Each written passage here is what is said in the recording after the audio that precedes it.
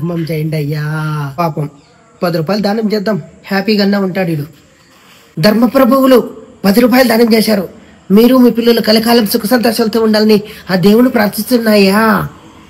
అయ్యా ధర్మం చేయండి అయ్యా, అయ్యా ధర్మం చేయండి అయ్యా. ఏయ్ ఎవర్రా నువ్వు నా జాగా వచ్చి ఆక్రమించిండావు? ఇది నాదరి జాగా. ఎవరు నువ్వు కొత్తగా ముసుగేసుకొని వచ్చిండావు? ముసుగు దిగు ఒకసారి.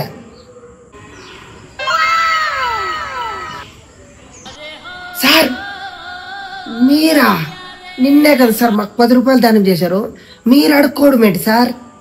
అవును నేనే అడుక్కోవడానికి వచ్చాను. నిన్న నేను దానం చేసిన తర్వాత వెళ్ళిపోయాను కదా, ఆ తర్వాత ఒక ఆవిడ వచ్చి నీతో మాట్లాడింది కదా. అవును సార్, మీరు వెళ్ళిపోయిన తర్వాత ఒక ఆవిడ వచ్చింది సార్. నా బాగోగులు అన్నీ అడిగింది సార్. నీకు నెలకి ఎంత సంపాదన వస్తుంది, నువ్వు నెలకి ఎంత వెనకేసుకుంటావు, ఇవన్నీ అడిగింది సార్. నేను అన్నీ చెప్పాను సార్. చాలా మంచిది సార్ ఆవిడ.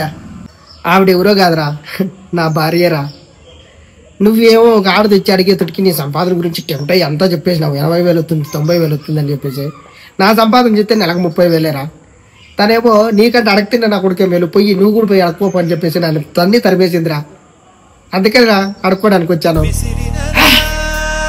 నా సంపాదన కంటే నీ సంపాదన తక్కువని నిన్ను అడగరమ్మన్నదా?